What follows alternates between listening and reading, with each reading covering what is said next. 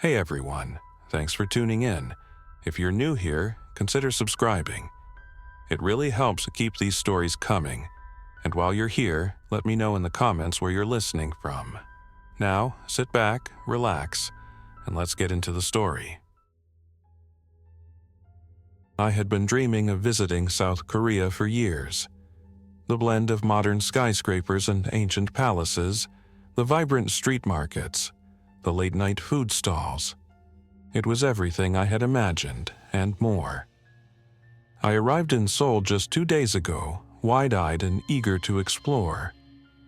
My plan was simple: visit the landmarks, try every type of street food I could find, and lose myself in the electric energy of the city. That morning, I woke up early in my small guest house near Hongdae, an area known for its nightlife and artsy vibe. My first stop was supposed to be Gyeongbokgung Palace, but I wanted to grab breakfast first. I stepped onto the bustling street, the crisp autumn air mixing with the scent of freshly made hotteok and tteokbokki from the food stalls. Everything felt normal, until it didn't. It started with the sirens. At first, I barely noticed them. Cities are loud, and emergency vehicles are just part of the background noise. But the wailing didn't stop. More police cars sped past, followed by ambulances. I glanced around. Other people had started to notice too. Some paused mid-step, looking down the street toward the commotion. Then came the screams. A woman sprinted out of an alley, her clothes disheveled, her face twisted in terror. Behind her, a man staggered into view. His movements were unnatural, jerky, erratic, like a puppet with its strings tangled. His skin looked pale, almost gray under the morning light, and his mouth— there was something wrong with his mouth. The woman tripped. In an instant, the man was on her. She shrieked, trying to push him off, but he was too strong. People around me froze, unsure if this was real or some sort of elaborate street performance. Then the man bit her. There was no mistaking it, a deep, desperate bite, the kind that sent an awful chill down my spine. Blood splattered onto the pavement. The woman's scream turned into a gurgling cry. That was when the crowd truly understood what was happening. Panic erupted. I was shoved as people bolted in all directions. Some ran into nearby shops, slamming the doors behind them. Others just sprinted, aimless, driven by pure fear. A motorbike skidded and crashed as the rider tried to avoid the stampede. I turned, my heart pounding. I needed to move. But where? I wasn't from here. I barely knew my way around. My phone was in my pocket, but my hands were shaking too much to grab it. Then, more figures appeared at the far end of the street. They moved just like the man from before, twitching, stumbling, their eyes dark and vacant. There were too many. I ran, not toward my guest house. It was too far. Not toward the subway. I had no idea if it was safe. Instead, I spotted a small convenience store with metal shutters halfway down.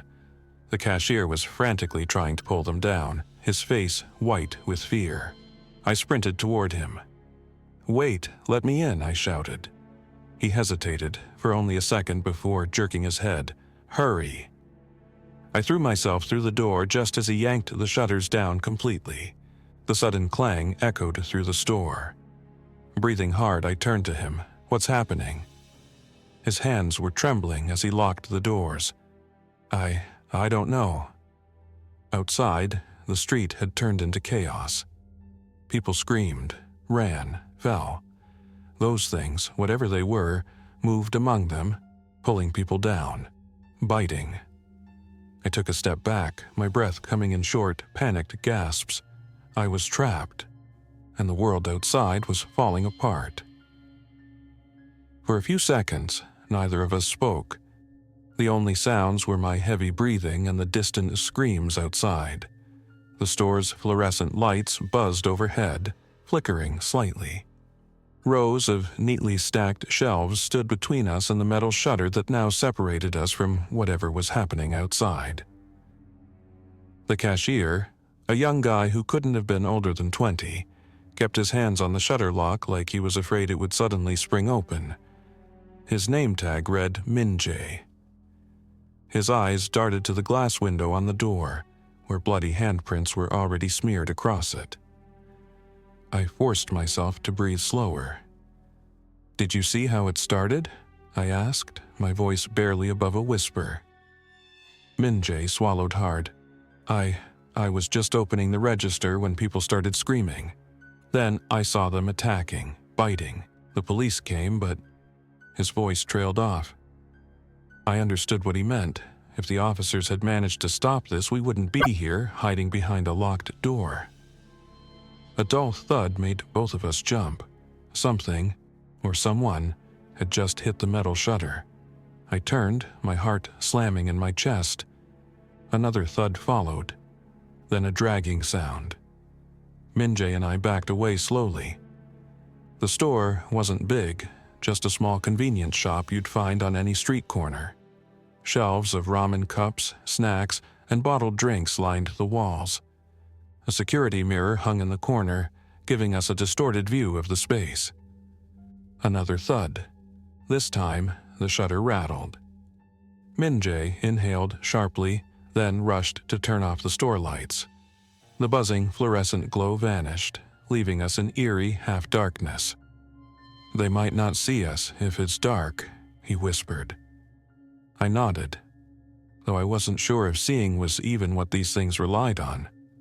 From what I'd seen outside, they didn't move like normal people. They barely reacted to anything, except for sound. The shutter rattled again, harder this time. I reached for my phone, my fingers clumsy with nerves. There was no way this was just happening here. I needed to know what was going on. No signal. I switched to Wi-Fi. Nothing. Minjae must have noticed my expression because he tried his phone too. After a few seconds, he cursed under his breath. No service. Either the networks were down, or they were overloaded. Neither was a good sign.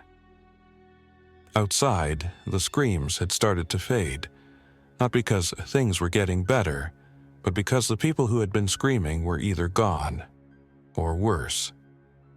I looked around the store, thinking fast. "We can't stay here forever," I whispered. "We need to get somewhere safe." Minjae hesitated. "Where? If this is happening all over the city..." A sharp crash cut him off. We both spun toward the back of the store, where a storage door led to the alleyway.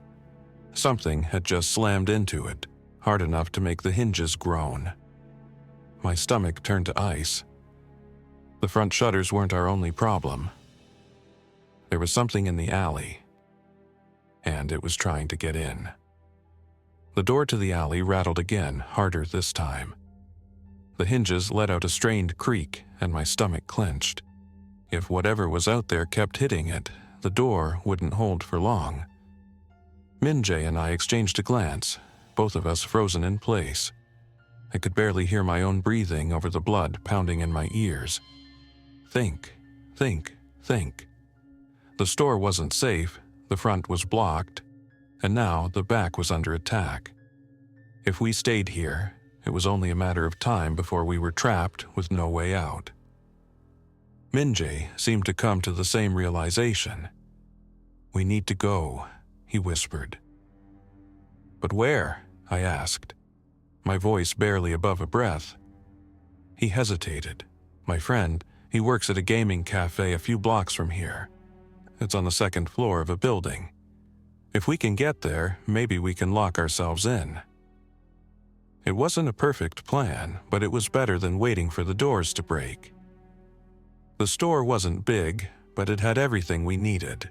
I grabbed a small backpack from one of the shelves and started stuffing it with supplies. Bottled water, protein bars, a flashlight. Minjae did the same, moving quickly despite his shaking hands.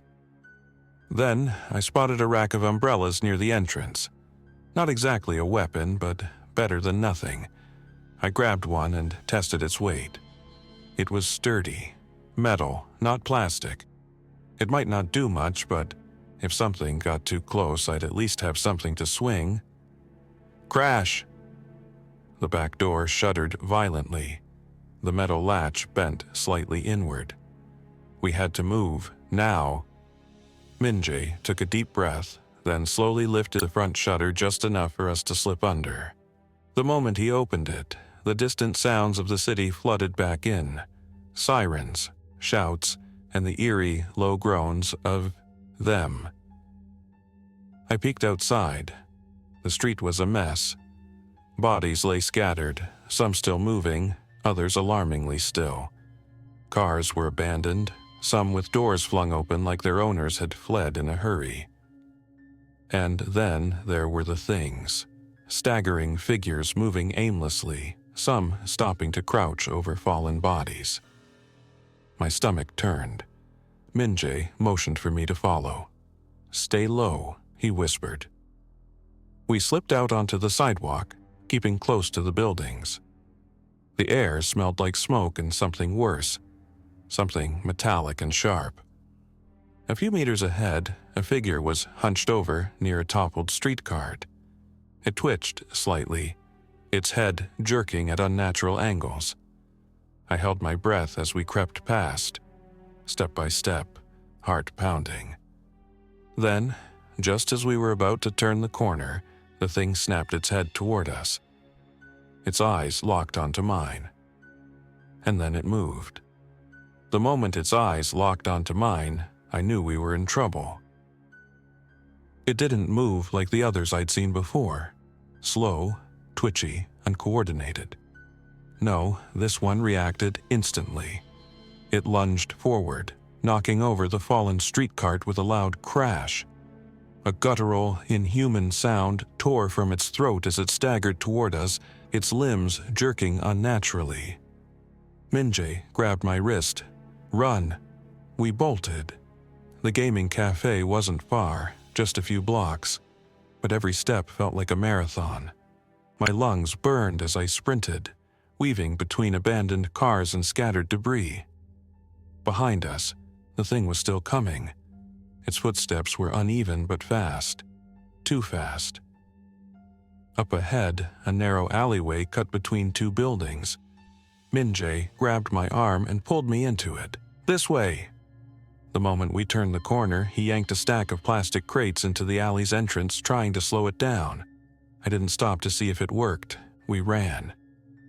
The alley spat us out onto another street, and I finally spotted the gaming cafe. It was just as Minjae had described. A narrow, 3-story building with a sign that read PC Bang in bright neon letters. The entrance was on the 2nd floor, up a set of metal stairs. We dashed toward it, our footsteps pounding against the pavement. I dared a glance over my shoulder. The thing was still coming. It had pushed through the crates like they were nothing. Worse, the noise had attracted more of them. Shapes moved in the distance, turning toward the sound. Minjae reached the stairs first and took them 2 at a time. I was right behind him. He slammed into the glass door at the top and fumbled with the handle. "Locked!" Come on," he hissed, banging on the glass. For a terrible second I thought we were trapped, but then from inside I saw movement. A face appeared through the glass, a guy with glasses and a headset. His eyes widened in shock, but the moment he saw Minjae, he rushed to unlock the door. The lock clicked.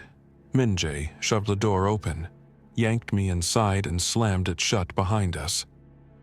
I collapsed against the wall, gasping for breath. The thing from the alley reached the base of the stairs. It stopped, its head jerking upward, nostrils flaring as if it could smell us. The guy with the glasses locked the door and pulled the blinds down over the glass. "What's happening out there?" he whispered. Minjae shook his head, still breathless. "I don't know, Ji-hoon, but it's bad." I took another deep breath and forced myself to stand. "Is there anyone else here?" Ji-hoon hesitated, then nodded. "Yeah, a few others. We locked the doors when we heard screaming outside. I looked around. The cafe was dimly lit, rows of gaming PCs glowing softly in the darkness. A handful of people sat huddled in the corner, their faces pale with fear. We weren't alone, but we weren't safe either, because outside, more of them were gathering, and they knew we were here. The air inside the gaming cafe was thick with tension. The soft hum of computer fans and the glow of monitors contrasted sharply with the chaos outside. The blinds were drawn, but I could still hear them. Shuffling footsteps, low groans, the occasional thud against the glass door. We weren't safe, not yet. Ji-hoon, the guy who had let us in, rubbed his hands together anxiously. "You guys saw what's happening out there, right?" Min-jae nodded, still trying to catch his breath. "It's not just some riot or accident. People are—" He hesitated, changing. Ji-hoon ran a hand through his hair. "I saw a guy on the street get tackled. He was screaming for help, but no one could do anything. Then the thing that attacked him just didn't stop." He swallowed hard. "We locked the doors after that." I turned to the others, 5 of them, huddled in the corner near the snack counter. A mix of students and young adults, most of them still clutching their phones like they were lifelines. Their faces were pale, eyes darting toward the door with every sound. One girl, wearing a hoodie with a university logo, finally spoke. "The internet is still down. No calls, no messages, nothing. It's like everything just shut off." That wasn't a good sign. If the networks had collapsed this quickly, it meant whatever was happening wasn't just some isolated incident. A sudden bang against the glass made everyone flinch. I turned, my heart slamming into my ribs. One of them had reached the door.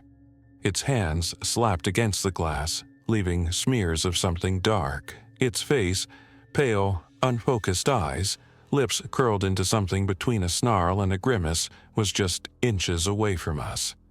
Another thud sounded from below, then another. I moved to the window and peeked out through a gap in the blinds. They were gathering.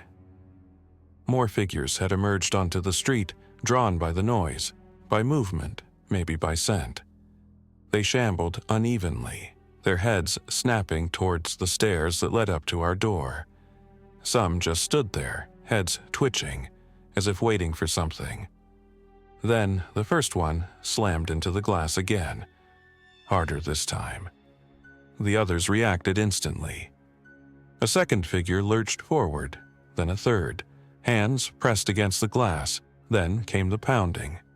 The door rattled in its frame. "They're trying to get in," Min-jae whispered. I backed away. "How strong is that door?" Ji-hoon swallowed. "It's just regular glass." My stomach twisted. That wouldn't hold forever. Min-jae ran a hand through his hair. "We need to reinforce it, fast." We started moving. Ji-hoon and I dragged one of the heavy gaming tables toward the door, pressing it against the frame. It wouldn't stop them if they really pushed, but it might slow them down. The others scrambled to find anything useful. Chairs, metal bars from the broken snack counter, even pieces of the computer desks. We piled whatever we could against the entrance. And then we waited.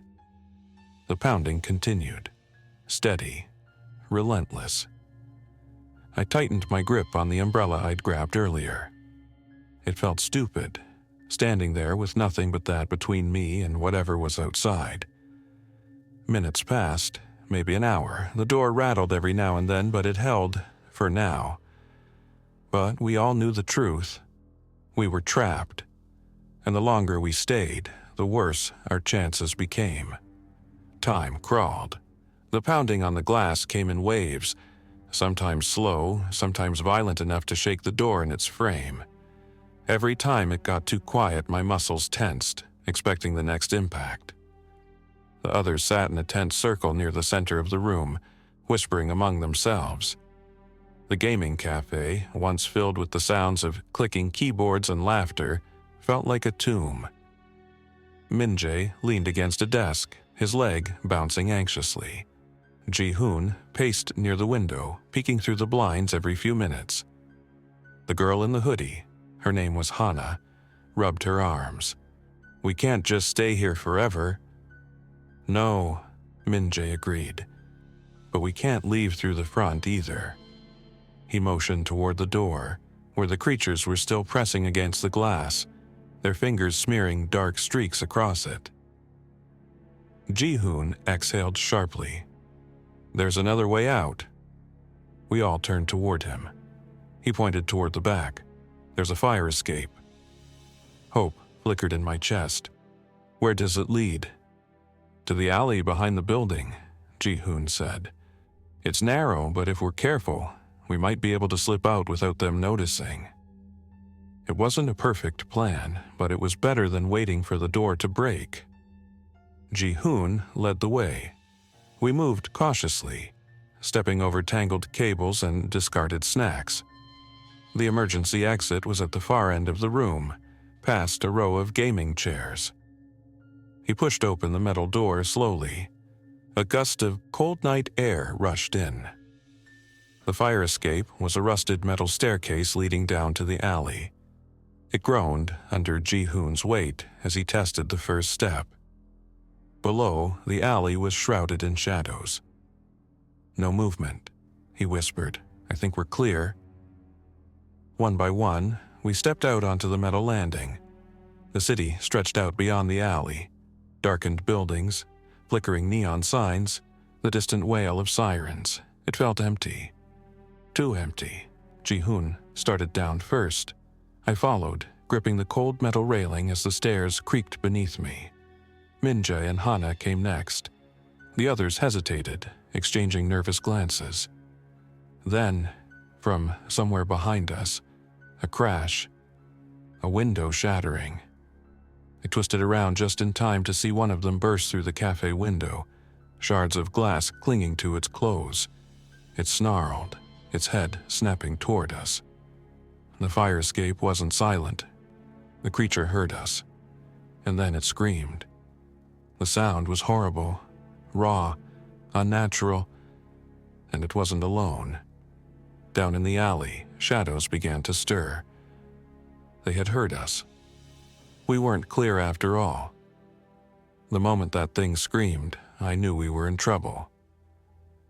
The noise echoed through the empty streets, bouncing off the alley walls like a siren, and the city, so eerily quiet just moments before, began to stir. From the shadows, more figures emerged. Their movements were twitchy, erratic, but fast, too fast. "Go! Go!" Ji-hoon hissed, practically leaping down the last few steps of the fire escape. I followed, gripping the cold railing so hard my fingers ached. The metal groaned under our weight, the bolts creaking as we moved too fast for comfort, but there was no time to be careful. Min-jae and Hana were right behind me. The others hesitated at the top of the stairs, frozen in terror. And then a crash above us. I looked up just in time to see one of the creatures throwing itself out of the broken cafe window. It hit the railing hard, metal bending under the impact. For a second it hung there, limbs jerking wildly, then it slipped, tumbling down. Straight toward us. "Move!" I shouted. Ji-hoon barely dodged as the creature slammed into the steps behind him, crumpling in an unnatural heap. But it didn't stay down. With a sickening crack, it twisted its limbs back into place, head snapping toward us. Min-jae grabbed my arm and yanked me forward. "Run!" We hit the ground and sprinted into the alley. My heart pounded so hard I thought it might explode. The others were still coming down, but the creatures were faster. More were climbing onto the fire escape, their fingers curling over the railings like spiders. The alley wasn't safe. We needed to get to the streets. Ji-hoon led the way, ducking past overturned trash cans and broken crates. I followed close behind, my breath coming in short, panicked bursts. The distant glow of neon signs lit up the exit, a small gap between two buildings leading to the main road. Just a little further, a figure lurched out from the shadows, blocking our path. It had been a man once. His suit was torn, his tie hanging loose around his neck. His head twitched violently, his mouth opening and closing as if trying to form words that no longer made sense. I didn't think, I reacted. Gripping the metal umbrella I'd taken from the store, I swung as hard as I could. Crack! The impact sent a shudder through my arms. The thing staggered back, its balance thrown. I didn't wait to see if it recovered, I just ran. The others were right behind me, the sounds of footsteps and panicked breathing filling the narrow alleyway. We burst onto the main street and froze. The city was alive, not with people, not with safety, with them. The sidewalks were crawling with figures, more than I could count. Some were standing still, heads twitching as if listening for something. Others were moving, some slowly, some with terrifying speed. We weren't escaping into safety. We were running straight into a nightmare. The city was lost. The streets weren't just crowded, they were infested. Dozens, maybe hundreds of them, shuffling, twitching, some moving in erratic, unnatural jerks, while others stood motionless, their heads tilting as if listening. I barely stopped myself from screaming. Min-jae yanked me back into the shadows of the alley. Ji-hoon pressed against the wall, his breath coming in ragged gasps. Hana covered her mouth, eyes wide with horror. The others had just made it down the fire escape, but they weren't fast enough. A thud behind us. One of them had dropped from the fire escape. It hit the ground in a broken heap, but, like the others, it didn't stay down. "Don't move," Min-jae whispered. We held our breath. The creature twitched, its limbs adjusting unnaturally. It let out a slow, guttural sound and lifted its head. Its pale, unfocused eyes swept over us, then it snapped its head toward the street, toward the others. They'd heard it. The motionless figures on the sidewalk turned all at once, a horrible, synchronized movement, like a single mind controlling multiple bodies. Then they charged. "Run!" Ji-hoon shouted. We sprinted, back into the alley. Away from the street, I heard screaming. One of the others had fallen. I didn't dare look back. I couldn't. I just kept running. We burst through the other end of the alley into another road. Quieter, but not empty. The lights flickered overhead, casting long, erratic shadows. There. Min-jae pointed toward a parking garage across the street. A safer place, a place to hide. We bolted across the asphalt. A few of the creatures had spotted us, but they weren't close yet. We had a chance.